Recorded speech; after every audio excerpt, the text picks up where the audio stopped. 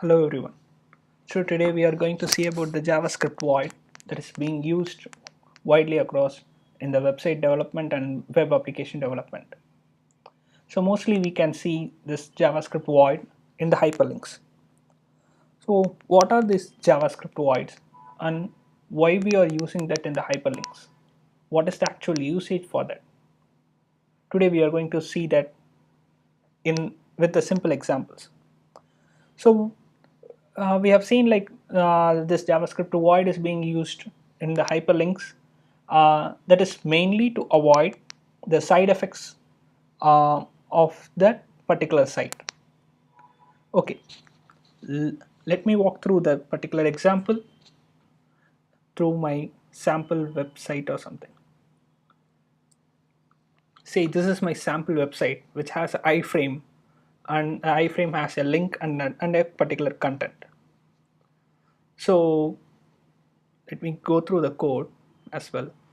This is the code for the particular website. It has the iframe, and the source for the iframe will be coming from the test.html, and we have test.html here, and this particular test.html has the title with my example, and we have a base which defines or which says the site and the target, and this caused the side effect for this particular iframe. I will show you the side effect once we are going to the demo.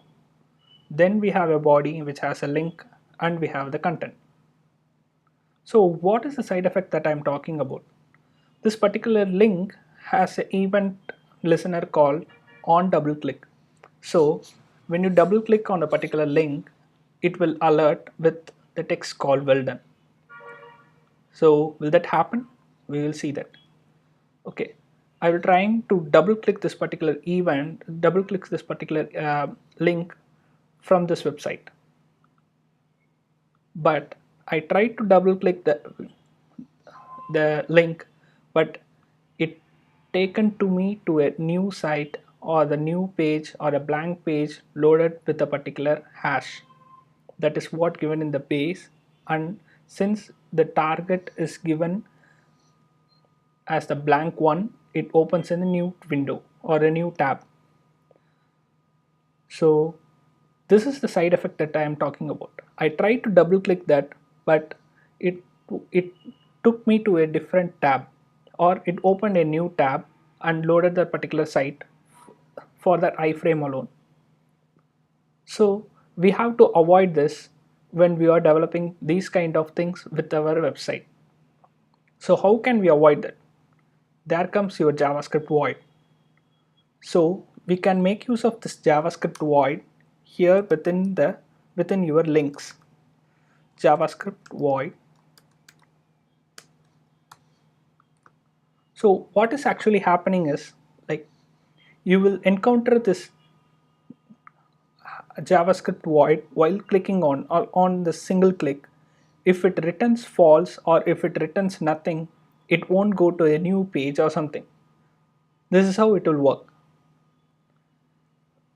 We will again read on the same thing with the JavaScript void. So you can see the JavaScript void link coming over here, and I'm going to double click this to see the alert message.